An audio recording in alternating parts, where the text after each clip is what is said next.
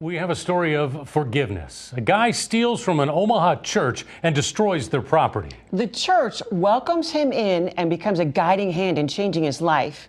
We thought it was the perfect story to tell on Easter or anytime. Like this all the time. Good morning. There's something about a front door greeting Hey, welcome. Welcome. How you doing? at Sunday morning church Right on time. that sets the tone for the day. Good morning. This is Meadows Church in Papillion, Morning, sir. Good morning. How's it going? where everyone is welcomed. Sin is the reason any of this has to happen. It's Pastor Monty Gannon's church. When the church first moved to Omaha 4 years ago, they had no permanent building. Mary Magdalene and the other Mary went to the tomb. They kept all their supplies and equipment in a trailer. This trailer.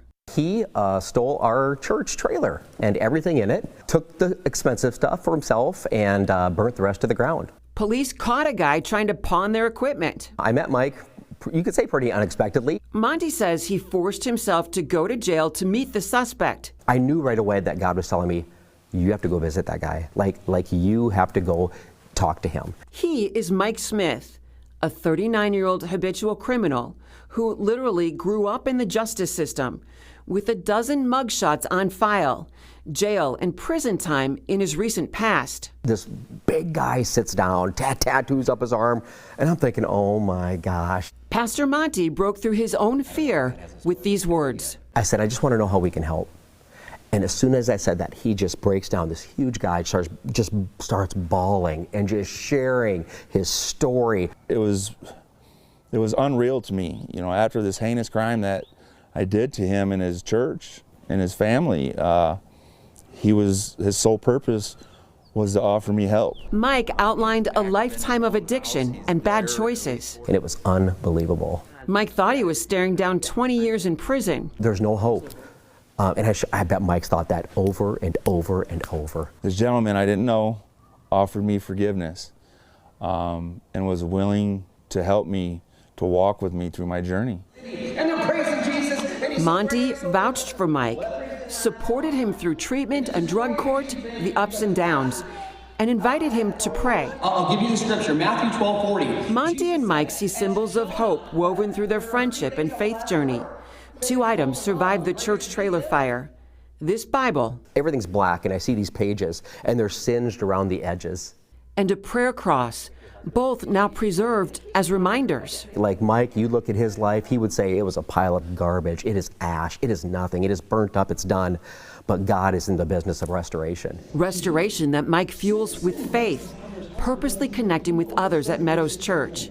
He attends services with his family and extended family. I stayed up late. In just a short time, my family is almost restored to, normal, but better than normal. He is a completely different person. On Wednesday nights, This is the longest in my life that I've been sober since, 12 years old, outside of prison. Mike leads a recovery group at church When you surround yourself with good people, it improves everything about you. where he supports others and shares his journey of sobriety, a year and a half and counting. It's been a total 180, being a monster on the streets, a highly addicted drug addict, menace to society, to calm, cool, and collected. He's arrested. He is beaten. And Pastor Monty, He's tried. he sees a bit of himself in Mike. I'm telling you, Julie, I thought I would die that way. Pastor Monty is 14 years drug-free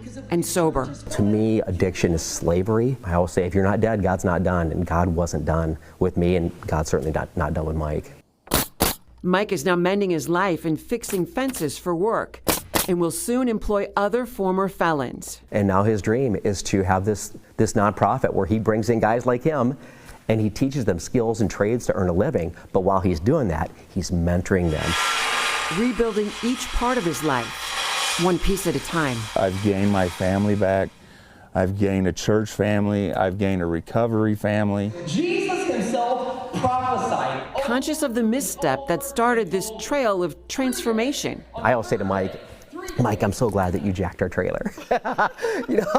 Not that I want you to do it again, but I'm so glad that you did, because it's how we got introduced to him. Good morning. Morning, how are you? And now, everyone meets Mike at the front door on Sundays. See ya.